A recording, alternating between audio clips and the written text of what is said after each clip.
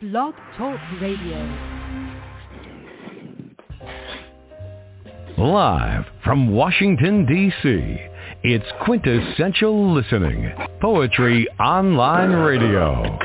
QLPOR, as it's widely known, features a bevy of poets, spoken word artists, and live poetry readings with best-selling authors. Your host is Dr. Michael Anthony Ingram. Good evening, everyone, and welcome to the program. My special guest tonight is poet and harmonicist Cliff Bernier. Cliff's ability to combine poetry with the harmonica is without parallel. He's an extraordinarily talented man, so it is an honor to have him with me on the program, and I give you Cliff Bernier. Good evening, Cliff. Good evening. Thank you, Michael. It's an honor to be here. Well, I'm glad. This really, really, really makes me happy. Let's begin this journey, all right? Sure. All right. What is poetry to you?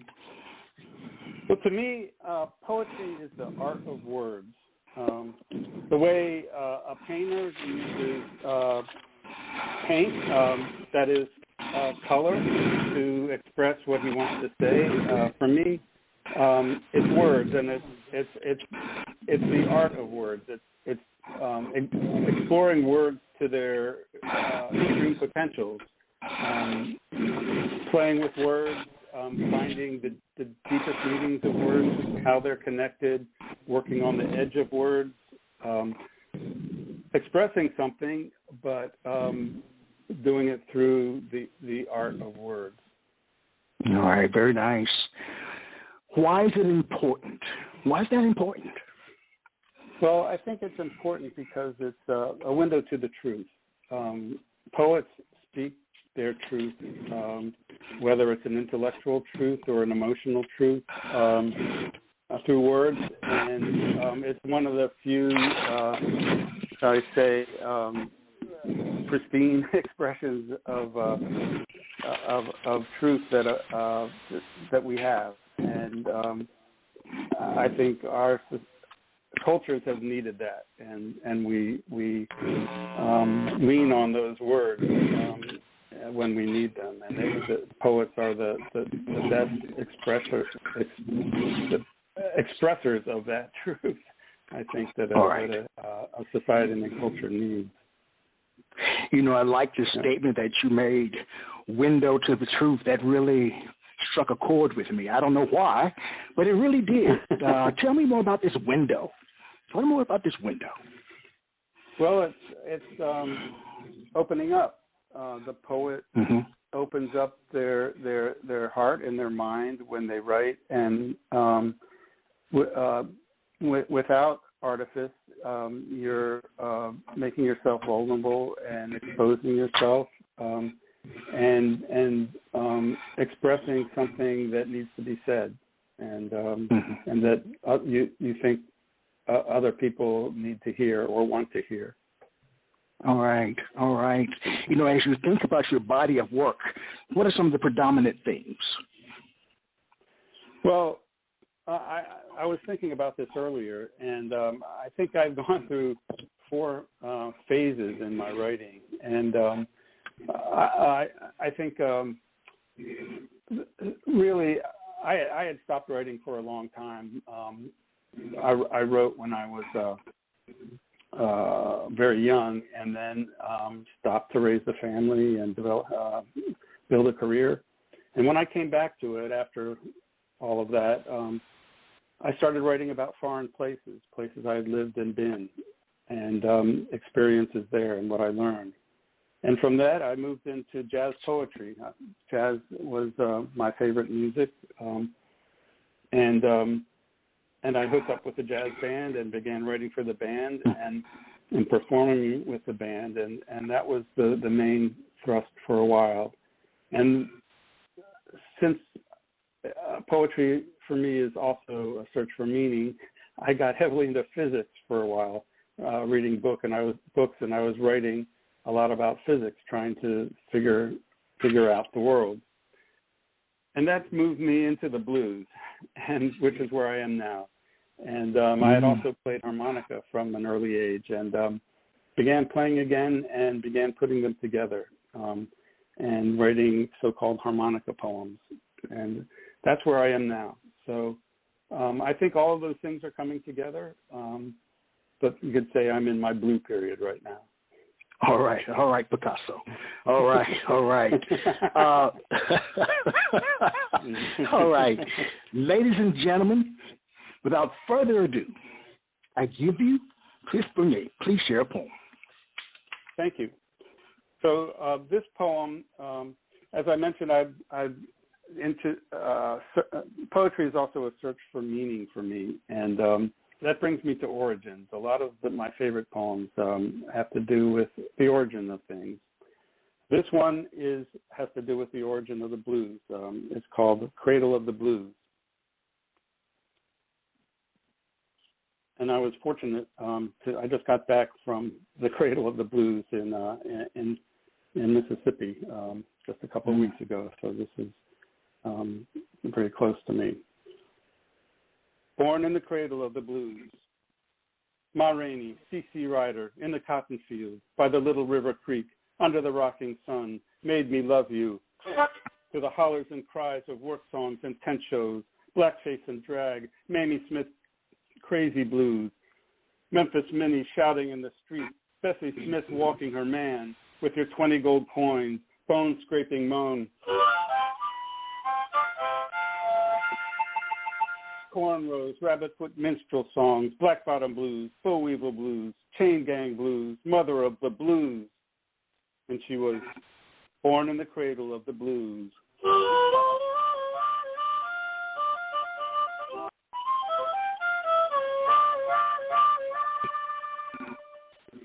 Born in the cradle of the blues, W.C. Handy, by the tracks to Clarksdale, saw a loose-jointed Negro plucking notes with a knife, going where the Southern crossed the dog, with the sadness of the ages.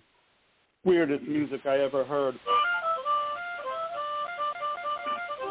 With no beginning, no end, like the ragged sun, like Charlie Patton and the water rising, like Son House hitching up his black pony, like Howlin' Wolf shaking his ass, like steamboats and steam whistles, strong women, stubborn mules, Memphis blues, Beale Street blues, St. Louis blues, father of the blues. And he was born in the cradle of the blues.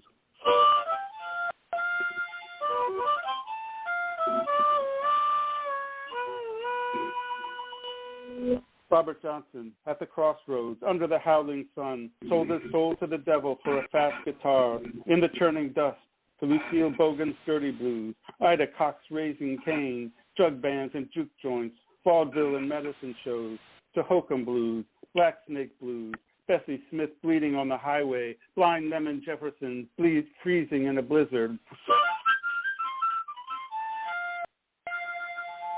From a fabulous soil, poisoned by a jealous husband, walking blues, me and the devil blues, hellhound on my trail, from the Delta blues. And they were born in the cradle of the blues.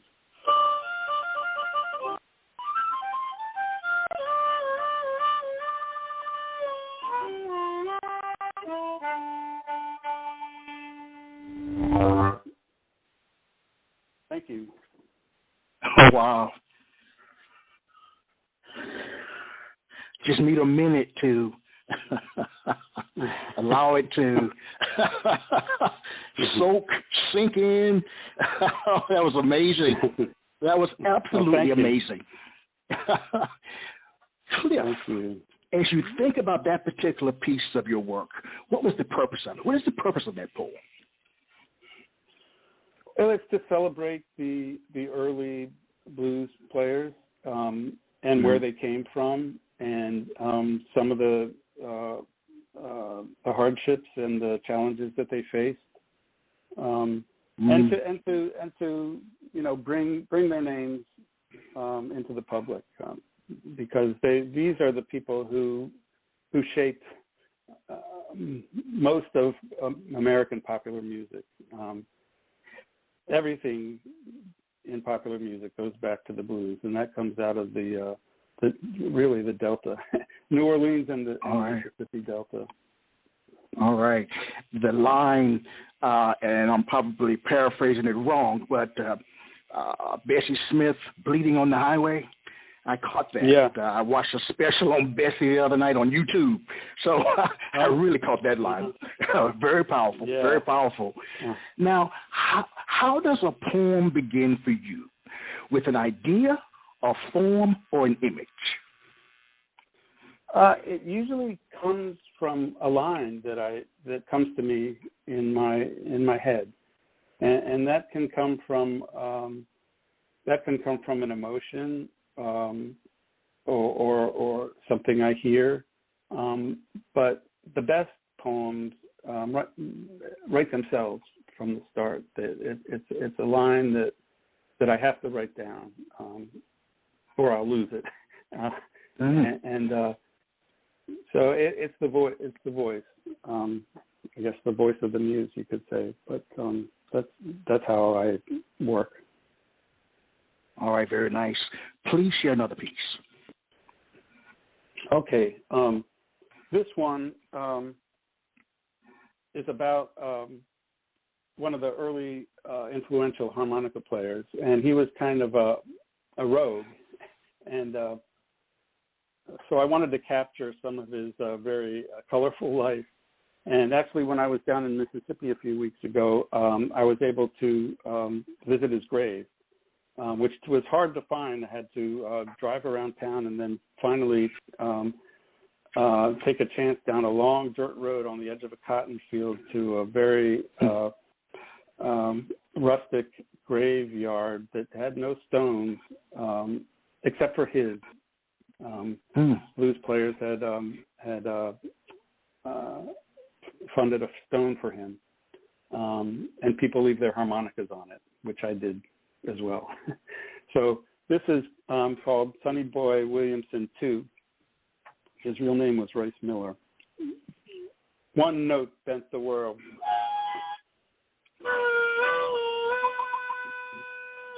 Move time from 1912 to 1980, from 1912 to 1893 to 1908 to 1899. Change names. From Alex to Willie to Rice to Little Boy Blue, from Ford to Miller to Williams to Williamson to Sonny Boy Williamson. Already John Lee Curtis Williamson, blowing in Chicago and famous. All the better to be Sonny Boy, the original, there ain't no other. Like a tall tale at a fish fry, like a shuffle at a juke joint, like a sharecropper playing his way out, chucking cornmeal on the radio, King Biscuit. First black hero of the Deep South, didn't take crap from nobody.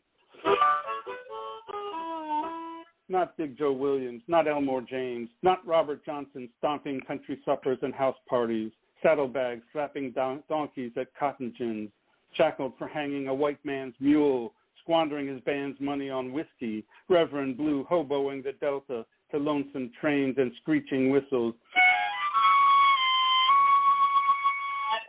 With Robert Nighthawk, Paris with Muddy Waters and Memphis Slim, torching a rabbit in a percolator, setting his hotel room on fire, stabbing a man on a London street in his harlequin suit and bowler hat, rolled umbrella and attaché case, packing his harmonicas, his tunes, his bent note like a baby's wail. Home to Mississippi, to Tutwiler, to a boarding house, he said, spitting blood into a coffee can for his last gig.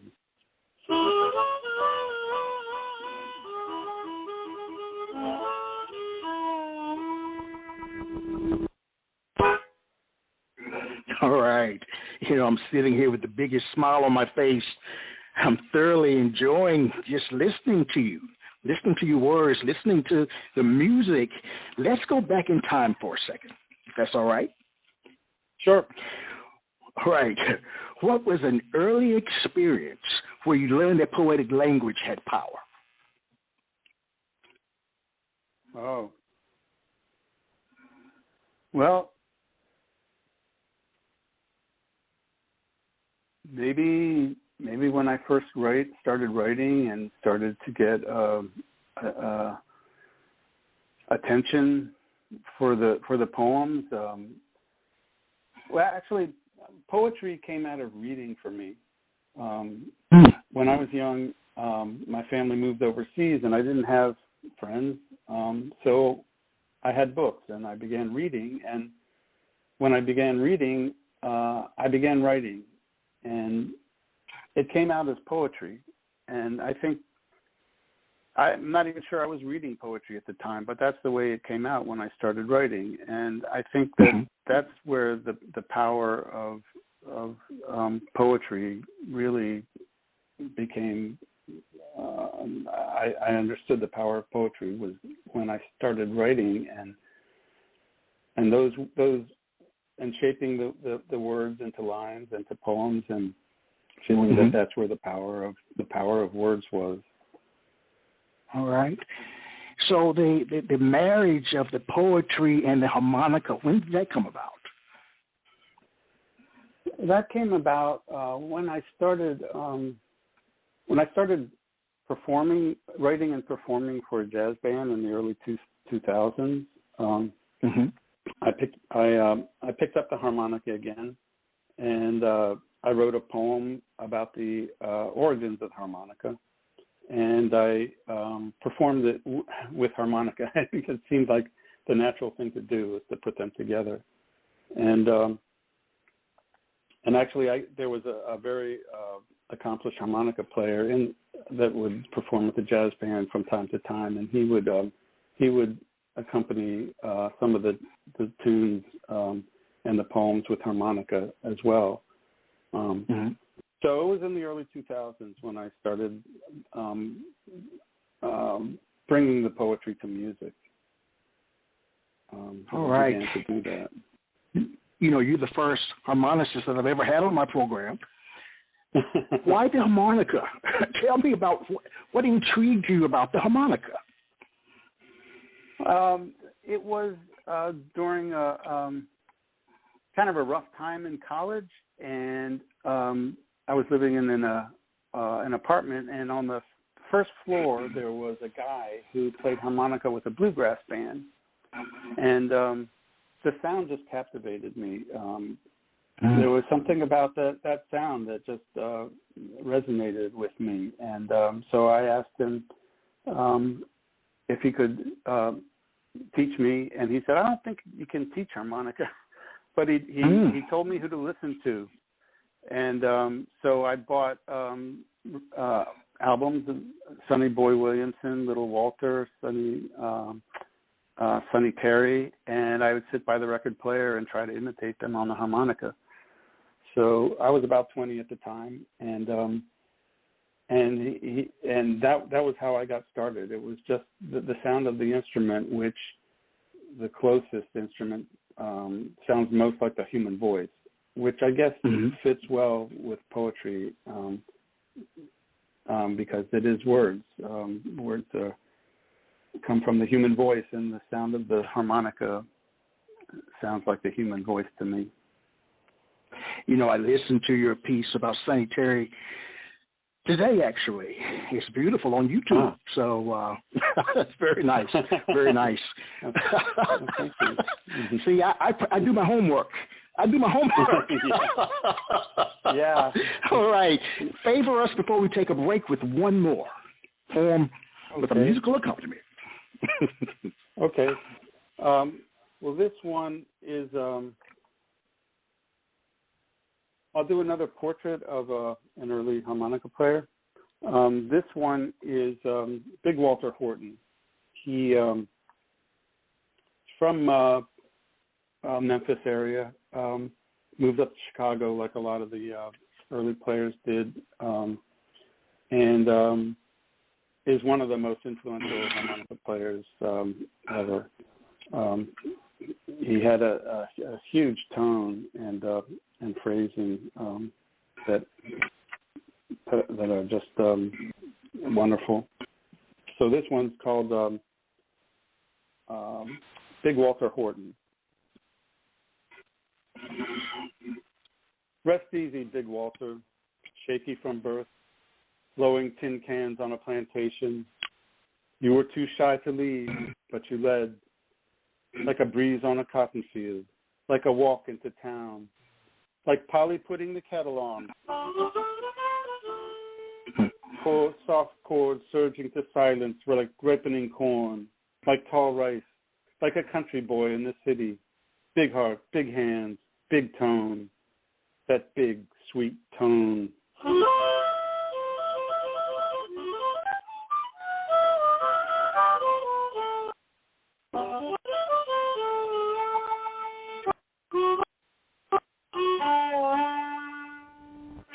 You purred, cried, and roared like a worried life, like a worried mind, worried, worried. Handy Park to Maxwell Street, Muddy Waters to Johnny Winter, your vibrato stirred street corners, dance parties, fish fries, roadhouses, alligator, chess, blind pig, mentored Sunny Boy, Little Water, Musselwhite, Mad Cat, winnowed notes like a fall harvest, bent reeds like a summer rain. When you played, the blues fell all over. Rest easy, Big Walter. Everybody's fishing.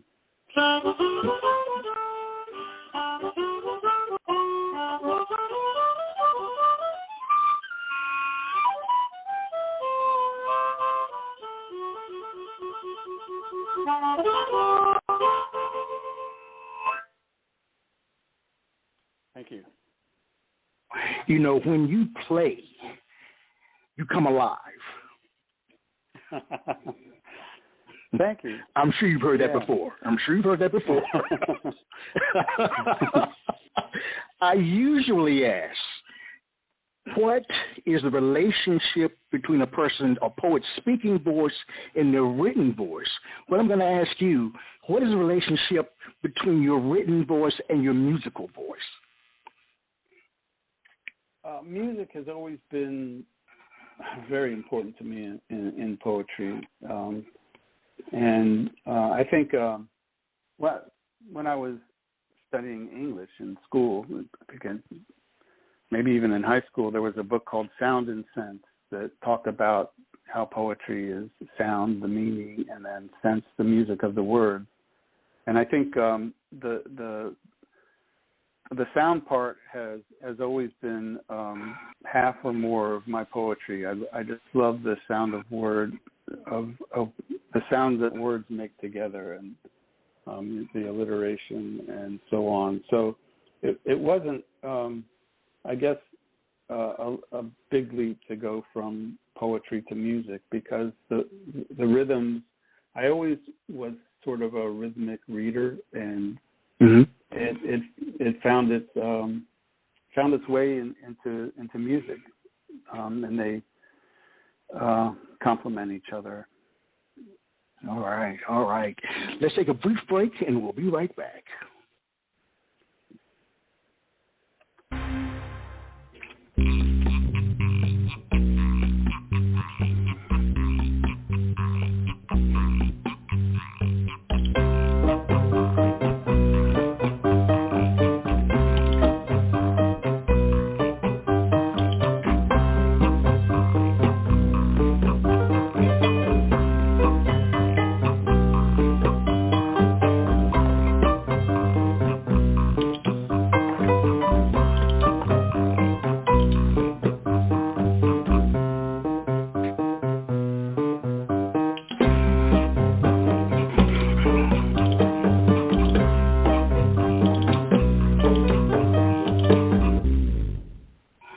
We are back.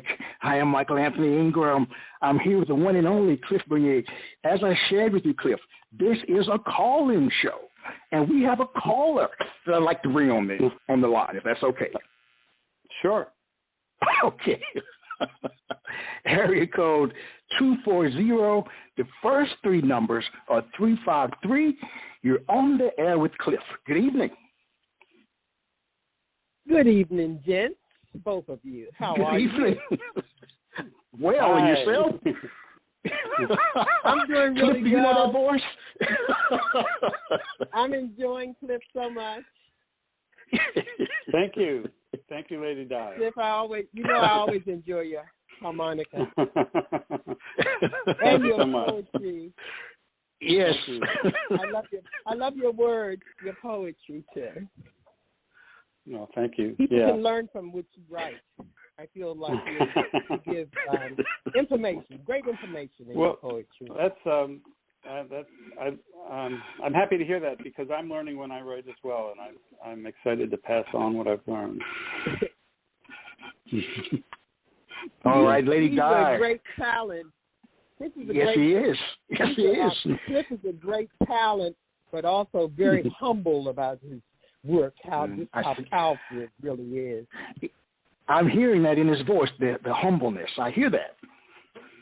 Yeah, that's how he is with us with Voices of Woodlawn. We thank him so much. Do you have a question for Cliff?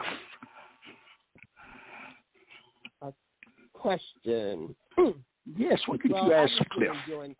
Cliff, I'm not sure that I have a question. I was thinking about something as far as Voices of Woodlawn. When he plays his harmonica, does he ever think of words that would go along with our program? Words that would heighten what we are already speaking, coming from him, coming from a different person. Well, before he answers, tell us. Hold on. Before he answers, tell us about Woodlawn first. Then Cliff answer the question. What is Woodlawn? Is that me or Cliff? Either one. Go ahead, Cliff. Voices of Woodlawn is a group of poets who wrote about their experiences at the Woodlawn plantation in Virginia. Three of them are African American and share their experiences visiting a plantation, and then I accompany the program with harmonica, and we've performed this online all over the country actually in the last year plus. And Lady Di is one of the poets. All right, very nice. I had an opportunity to attend one of the Zoom sessions, so it was fantastic. Thank you so much, Dr. So to answer the question, I think when it's not words that I want to contribute, but I should say that that every solo tells a story or should tell a story. It's not a story in words, and it's not an intellectual story, but it's an emotional story. And that's what I hope I'm conveying when I play. It's the story of the hardships of the slaves and through music, through the story that I'm trying to tell with the music I'm playing. So in that way, I'm contributing words, but they're not intellectual words. They're emotional words. They're musical notes. Very true. Wow. All right. I want to thank you. Your harmonica brings a lot of attraction and feelings, more feelings to our words and attention. So, and that's one of the things that attracted me to the harmonica as well, because it's one of the smallest instruments there is. You just put it in your pocket, and it's the instrument of people on the street, in the fields. It conveys the feelings of the people who I think have a lot to express, and it's the probably the first instrument that many of the sharecroppers own, that and followed by the guitar, or in concert with the guitar. And so it really speaks to experiences of the plantation. All right.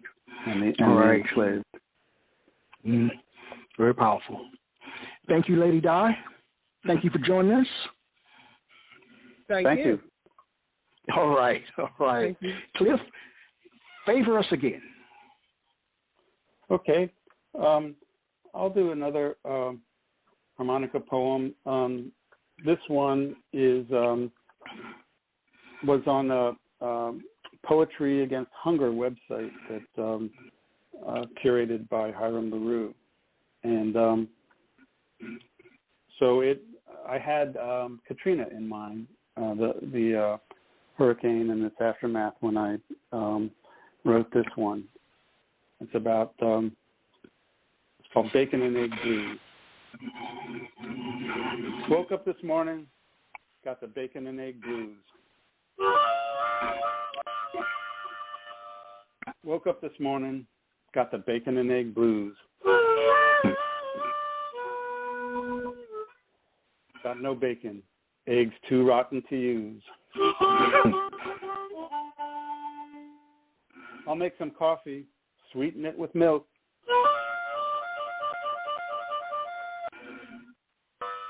I'll make me some coffee, sweeten it with milk.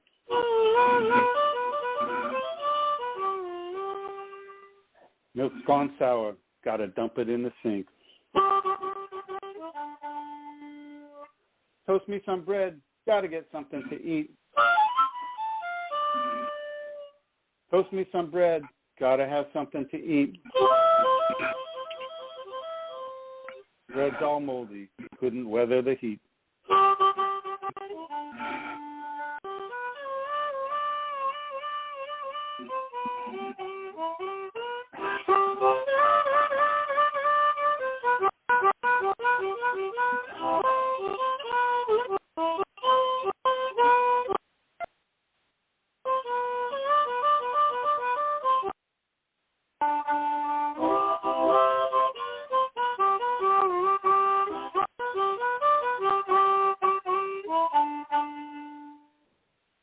I'll raid the pantry, eat some canned beans.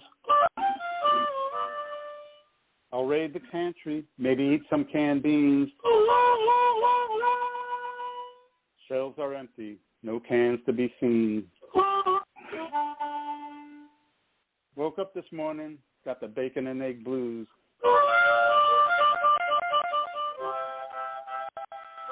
Woke up this morning, got the bacon and egg blues. Got no bacon, got nothing to lose.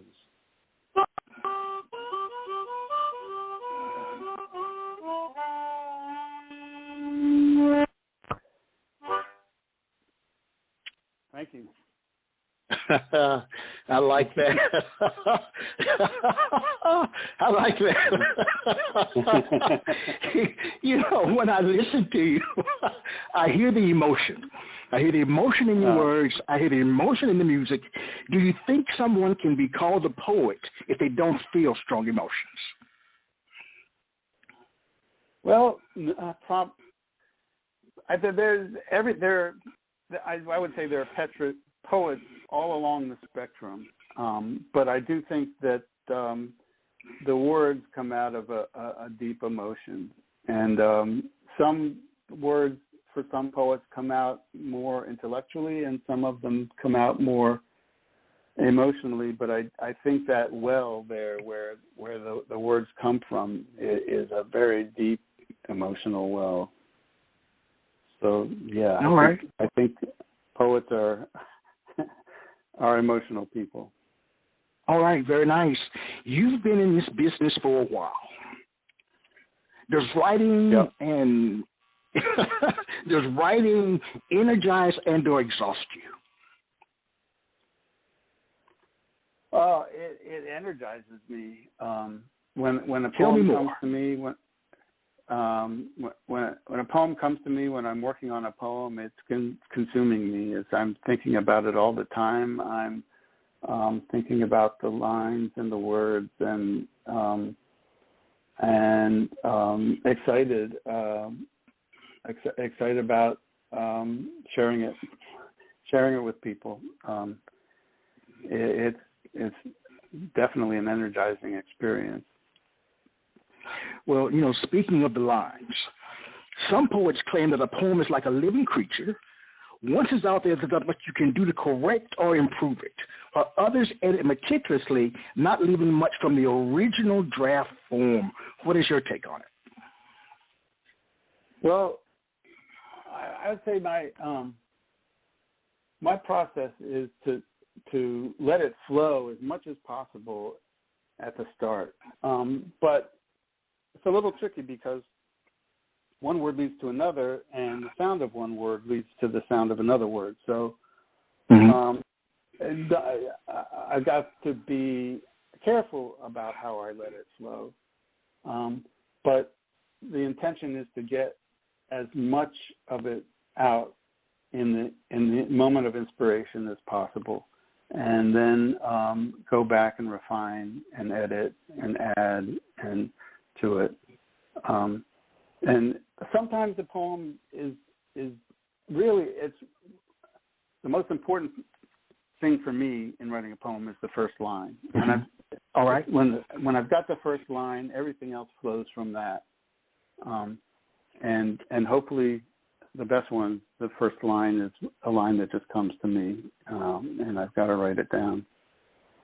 Now, in terms of this first line, how does that process work? I don't know what I'm asking here. I like what you're saying about the first line. How do you get to that first line? How do you get to that? And you know that that's truly what it is. It happens different ways, but often it's like something I've been thinking about for a while, and it's like, okay, I want to explore it, and I've either been reading along those lines or thinking about something and trying to understand it, and that it all kind of builds up into a bolus of energy that has to come out, and so the line forms itself. The best ones are lines that just form themselves out of the energy that's built up in thinking about something. All right. Okay. Please share another piece. Sure. Well, since we're doing harmonica poems, I'll do this piece. This one was actually recorded by a Portuguese duo that I did some harmonica for, and the leader wanted to put one of my poems to music, and he did, and it's on an EP that's called Post-Columbia in America, from the group Accumulated Dust. And you can find, it was put to a video that you can find on YouTube. It's a celebration of the rivers of the world, and the various forms of blues in the world, because every culture has a kind of blues.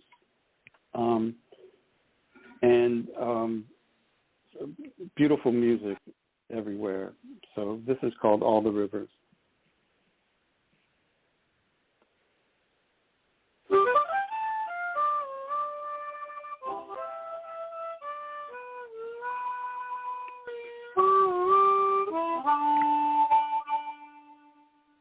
All the rivers run to the Mississippi, the Amazon, the Nile, the Yangtze, the Ganges, the piranhas, the dows, the ducks, and the dead.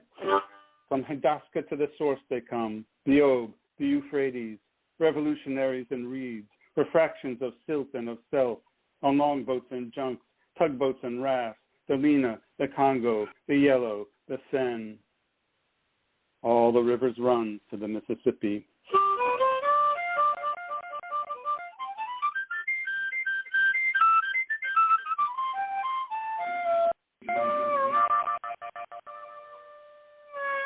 Ride the steamers from Dubuque to Davenport, from Hannibal to St. Louis, prism of hardship and pain. The Thames, the Mekong, Bifado, Flamenco, Gospel, Spirituals, Bolero, and Tango. From Jackson to Memphis, from Helena to Clarksdale, pour their stories into the Delta, their sorrows into the redemption of song.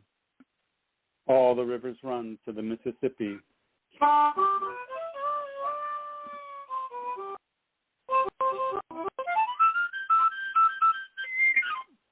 The Volga, the Rhine, Nantaro, Nyabarongo, by headwaters and streams, Morna, Enka, Bassa, and Chant. Hop the battle boats from Rosedale to Greenville, steer the barges from Vicksburg to Baton Rouge, Natchez to New Orleans, a confluence of currents, the Zambezi, the Tagus, the Purus, the Brahma, because all the rivers run to the blues.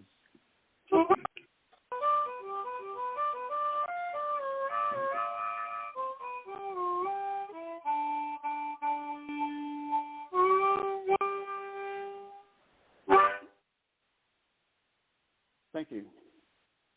Wow. You know, Cliff, all great writers have great writing influences. Who are some of yours, and what makes them great in your eyes? Well, thinking about that, I think the first poet who really inspired me was William Butler Yeats, and it was the musicality of his writing that really touched me. And then Wallace Stevens for his ideas, the tension between the imagination and reality. That's been a big intellectual issue for me, I guess you could say. And then Derek Walcott, maybe my favorite writer. His language is just so rich and full, and his examination and celebration of culture, especially of the Caribbean, are so lush. And I just love his writing. And if there was anyone I would like to emulate, it would be him. All right. You know, actually, that's one of my questions. If you had to choose someone to serve as your poetry mentor, who would you choose? Yeah, that would have been Derek Walcott. All right. I did get to meet him once. Oh, really? Tell us about it. Tell us about it. I was in college. He came in and did a reading, and afterwards we ended up sitting down in a reception on a couch, and I got to talk to him for a little bit. And you know, so just so starstruck at the time. All right, I can understand. Yeah. All right. I'm going to be starstruck after I finish this program with you. So, because you have a new fan, my friend. You really do. Thank you.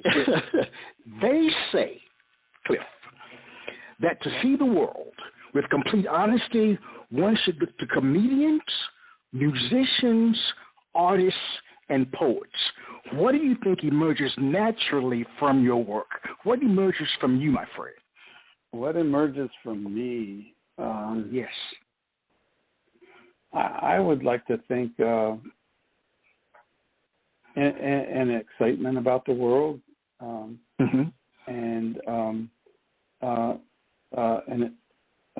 curiosity about the world, a love of beauty, and the more I write and the older I get, I'm thinking that beauty is really beauty is truth, and I think in my poetic search for meaning and my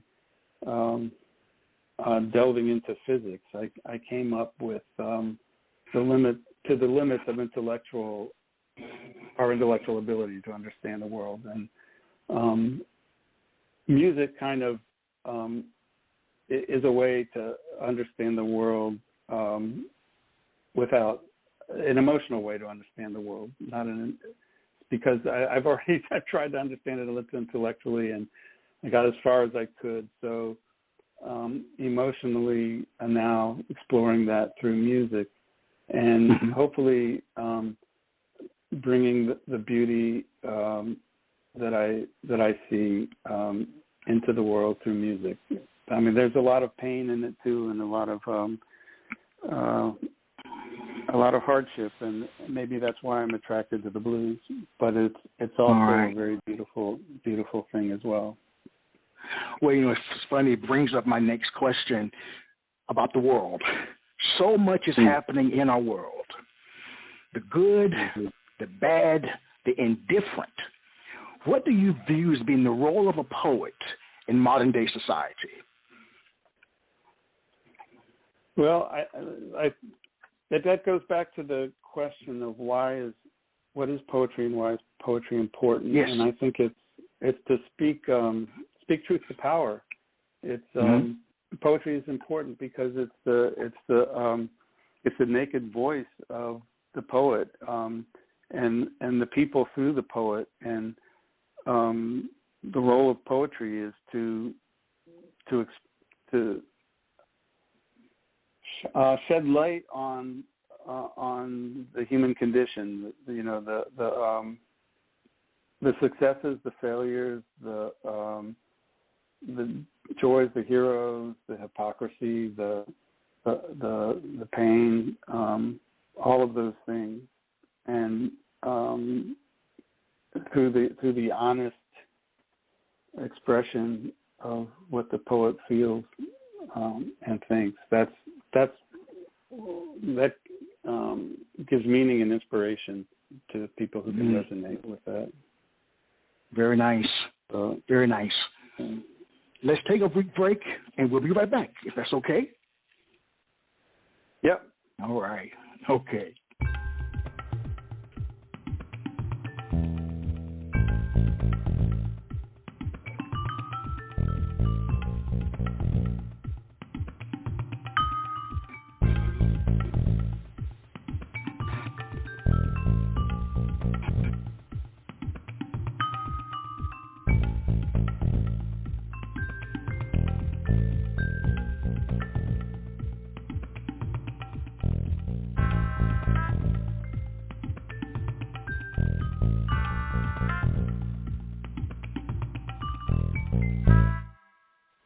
All right, we are back.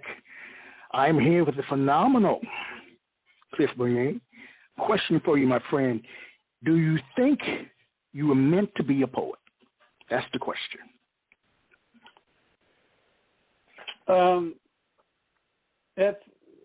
That's a good question. I've never really thought of myself as a poet. I've thought of myself as a person who writes, as a person who writes.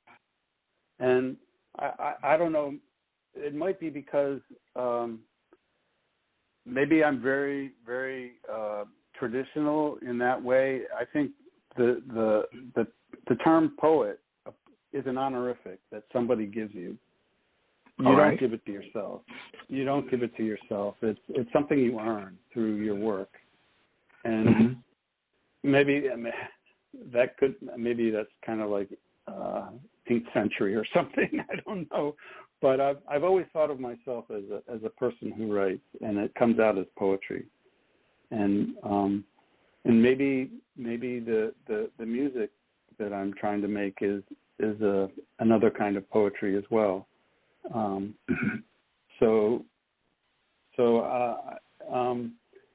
It's I guess I think of myself as creative,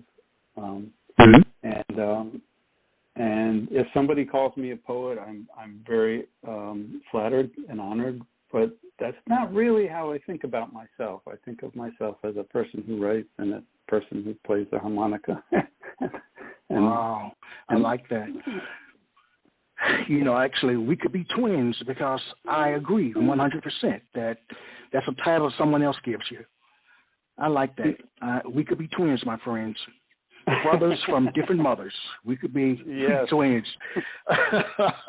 All right. You've written a number of books. Yeah. What did you learn about yourself writing these books? Anything? Any surprises in terms of writing these books, poetry, chapbooks? Any surprises?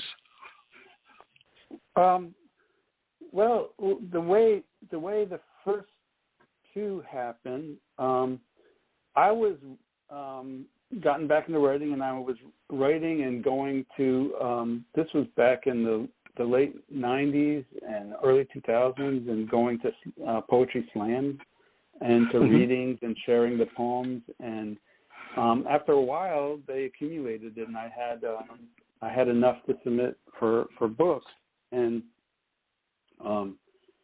two of them were accepted right away. And actually, the second one that I submitted got published before the first one. So they came out about at the same time, and they both of those had poems mostly about foreign places that I lived or been to, and I learned that those places were really a formative part of me and a big part of my identity. And that's and I wanted to share those places with the world. I wanted to share them with people. So it was a way to collect my thoughts and find out about myself. And I was lucky and happy that I could publish them. Well, let's continue with that line of thought. If you could tell your younger writing self anything, what would it be? I would say, just keep writing. Keep writing? Keep writing, yeah. That's the way you dig deeper into it, and you find out what you like and how you want to write, and what moves you, and what your process is. All right. Those are all valuable things. Well, as you think about your work, how important is accessibility? Should one have to work hard to solve a poem? And you include music in yours, so should one have to work hard to solve a poem?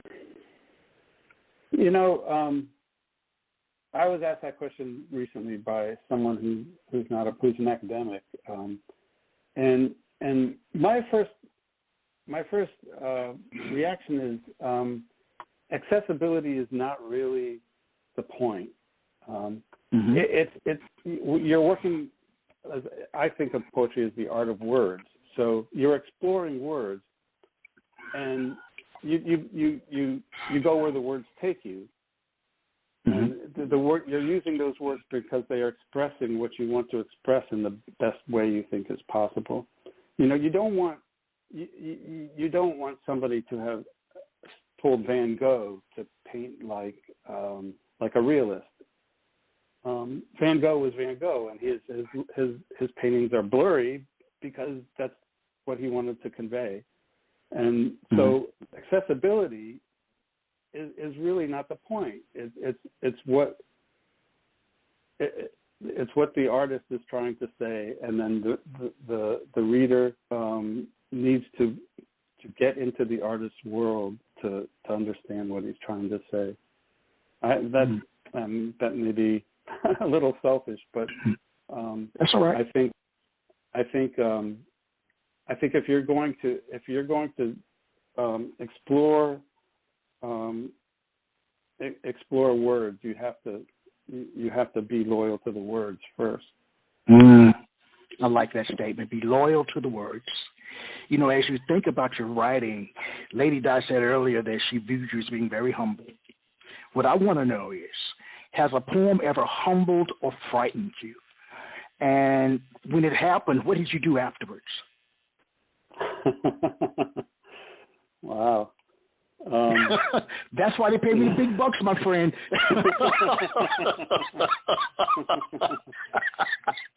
Oh, they don't pay me any bucks. But I want to know. I wish they did, but that's a story for another time. Yeah.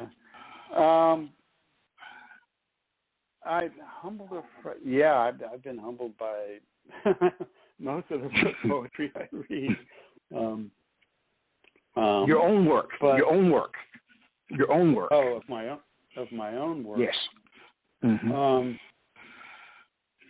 Yeah, there have been some that I had trouble with depression in my 20s, and when I try to write about that,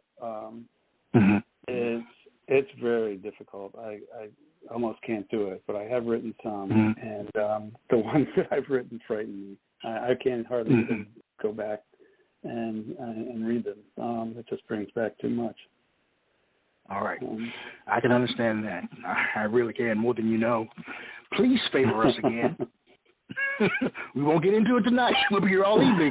So this is National Mental Health Awareness Month, but we're not going to touch that one. All right. So please share another poem. Yeah, I try to keep that one at a distance. Yes. So this will go a little bit. This is from one of the first books that I published, and it kind of goes into what inspires me. And it's a poetry of a foreign place. It's called Baja. Get a little water here. And it's not a harmonica poem. All right. Pitaya and Jola in the Sierra de Juarez landscape the ridge of the Rio San Miguel, the desert reversing the sea.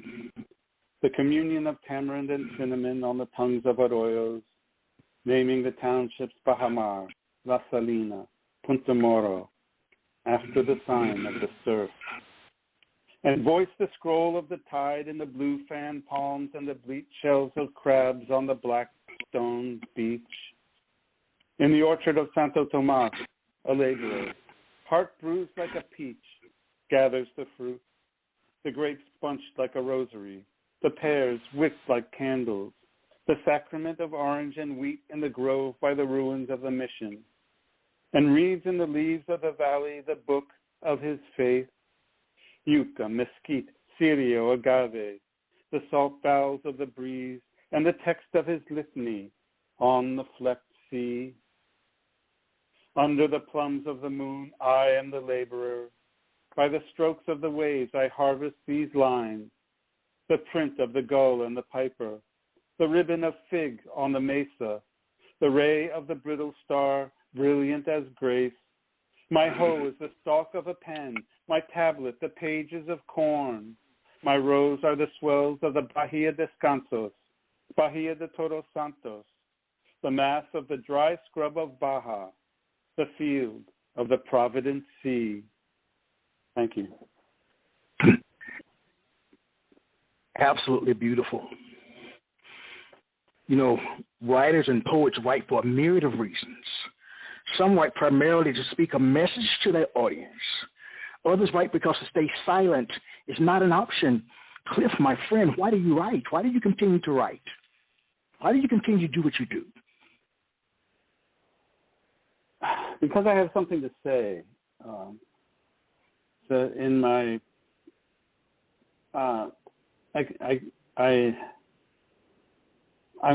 my search for meaning continues, and and in my searching, I learn things, and I have a need to express them and to share them, and that's what compels me to keep writing.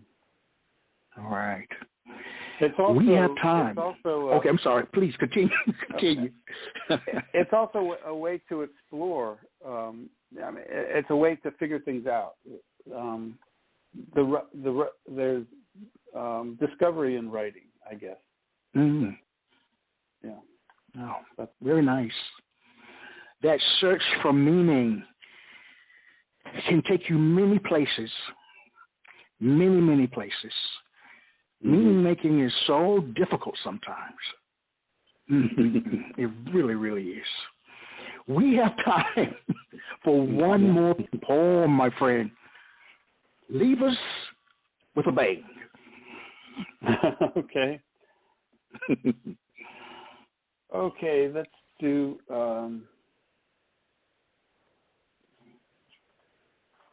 All the Winds. Okay, we'll do another harmonica poem to end. And let me get it here. Oh, here it is. Okay. And I'm going to do this one on a 16-hole chromatic harmonica, which is the big harmonica. This is similar to the All the Rivers poem, and it's a celebration of the winds of the world, and an ode to the jazz harmonica. And the inspiration for that is that harmonica is played through your breath, which is like the wind. So all the winds that ever were blow through this harp.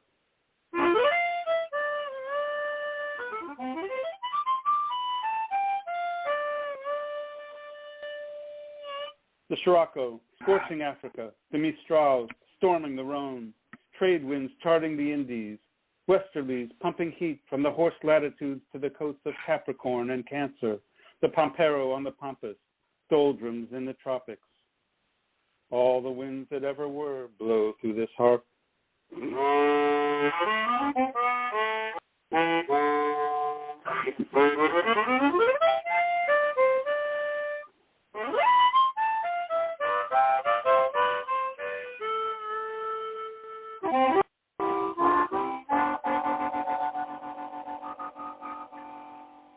From the first star, music of the spheres, Aeolus conjuring cyclones, Zephyr foretelling spring, Phaleon summoning the sunlight, twisting tornadoes, rubatos, monsoons and hurricanes, sheer, planetary pressure, spiraling squalls, willy-nilly and the dust devils. All the winds that ever were blow through this harp.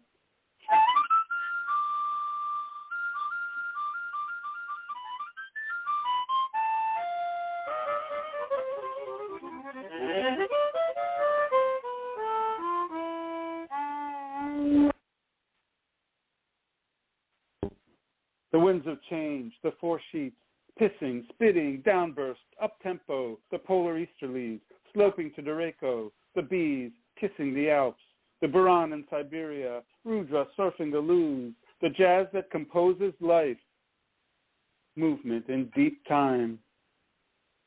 All the winds that ever were blow through this harp.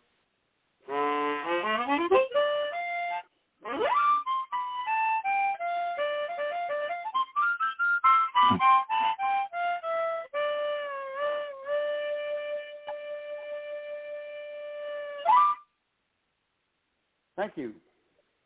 Hey, that was great. That was great. Simply great. Where can listeners find your work, my friend? Well, I've got, I guess some of the things I'm most proud of are what I contributed to the Accumulated Dust series, and if you search on Cliff Bernier Accumulated Dust on YouTube, you can find videos of the pieces that I contributed to. I have a website also, cliffbernier.com, and it needs to be updated, but there's a lot of stuff there on my poetry and some links to music that I've done with singers as well. Yeah, I guess those are the. I have other things on YouTube as well. videos of harmonica poems on a YouTube channel, Cliff Bernier YouTube channel, and there's I've been performing on the street in Old Town Alexandria, and there are some clips there of performances I've done. So those are the main areas. You know, it's funny, when I watched one of your clips of you performing on the streets, I said, that's the kind of man I could be a friend with, because he's out there among the people. Exactly. He's out there among the people, and that really touched me. Well, thank you. I'm glad. You're one of the few who understand. Mm-hmm. Well, all right. That's all right. Yeah. What's next for you, my friend? Where do you go from here? What big plans do you have? What's coming up? Well, I'll just keep performing. I've been playing more and more harmonica, and what I envision is integrating the harmonica with poetry more and more, and doing more. I'll continue street performing. There are some recordings that are coming out. I did some harmonica backup for a video that poet Hiram LaRue just put out of his selected poems, and I've got some more projects in the pipeline with my friends in Portugal. Oh, wow. So hopefully looking forward to that. Right. Very nice. Well, I'd like to thank you for being my guest tonight and sharing your gift with the world, my friend. I really, really appreciate it. And I want you to come back soon, and we'll think of another program where you can come on and just share your work. No questions, just share your work. I'd love that. Oh, thank you so much. I'm honored and flattered, and I would love to. All right. Well, thank you again. I'd like to say to our listening audience, we had a treat tonight. Savor it. Look up Cliff Bernier. He's the man. All right? So as I share with you every week, let poetry ring somewhere throughout the land. Good night, everybody. Quintessential Listening, Poetry Online Radio, is available on iTunes, Spotify, SoundCloud, and Stitcher. You can also check out the website at QLPOR.com.